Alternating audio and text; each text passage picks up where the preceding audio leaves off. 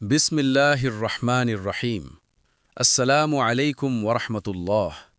প্রিয় দর্শক, আজ আমরা জানব এমন একজন মহীয়সী নারীর জীবনী, যিনি ছিলেন রাসূলুল্লাহ সাল্লাল্লাহু আলাইহি ওয়াসাল্লামের হৃদয়ের টুকরো, যিনি ছিলেন জান্নাতি নারীদের সর্দার, যার নাম শুনলে চোখ ভিজে আসে। তিনি হলেন মা ফাতিমা রাদিয়াল্লাহু আনহা।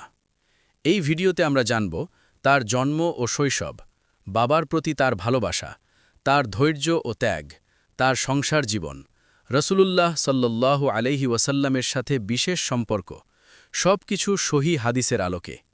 ভিডিওটি শেষ পর্যন্ত দেখুন, কারণ এই জীবনই আমাদের জীবন বদলে দিতে পারে। মা ফাতিমা রাদিয়াল্লাহু আনহা জন্মগ্রহণ করেন মক্কা নগরীতে। তিনি ছিলেন মহানবী হজরত মুহাম্মদ সাল্লাল্লাহু আলাইহি ওয়াসাল্লাম ও মা খাদিজা রাদিয়াল্লাহু আনহা এর কনিষ্ঠ কন্যা। তিনি এমন এক সময়ে বড় হয়েছেন যখন ইসলামের প্রথম যুগ, চারদিকে নির্যাতন, অপমান আর কষ্ট। তবুও ছোট্ট ফাতিমা ছিলেন বাবার সবচেয়ে বড় সান্ত্বনা। যখন কুরাইশরা রাসূল সাল্লাল্লাহু আলাইহি ওয়াসাল্লামকে কষ্ট দিত, তখন ছোট্ট ফাতিমা দৌড়ে আসতেন বাবার পাশে। একবার কাফিররা রাসূল সাল্লাল্লাহু আলাইহি ওয়াসাল্লামের ওপর উটের নাড়িভুড়ি ফেলে দেয়। লোকেরা হাসছিল, কেউ সাহায্য করেনি। এই দৃশ্য দেখে ছোট ফাতিমা কানতে কানতে এসে সব ময়লা পরিষ্কার করে দেন। রাসূল সাল্লাল্লাহু আলাইহি ওয়াসাল্লাম তখন তার জন্য দোয়া করেন। এই বয়সেই তিনি বুঝে গিয়েছিলেন ইসলামের পথে কষ্ট আসবেই। হাদিসে এসেছে, ফাতিমা আমার শরীরের একটি অংশ, যে তাকে কষ্ট দেয় সে আমাকে কষ্ট দেয়। সহিহ বুখারী, মুসলিম। রাসূল সাল্লাল্লাহু আলাইহি ওয়াসাল্লাম যখনই ফাতিমাকে দেখতেন উঠে দাঁড়াতেন, তাকে নিজের জায়গায় বসাতেন, আদর করে চুমু দিতেন। তিনি বলতেন, আল্লাহ ফাতিমার সন্তুষ্টিতে সন্তুষ্ট হন আর তার অসন্তুষ্টিতে অসন্তুষ্ট হন। তিরমিজি। ভাবুন একবার, কোন মর্যাদায় থাকলে এমন কথা বলা হয়। মা ফাতিমা রাদিয়াল্লাহু আনহা ছিলেন চরম লাজুক, পর্দাশীল, ইবাদতপ্রিয়।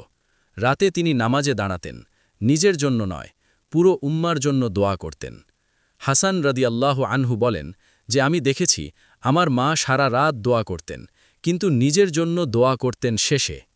মা ফাতিমা রাদিয়াল্লাহু আনহা এর বিবাহ হয় হজরত আলী রাদিয়াল্লাহু আনহু এর সাথে।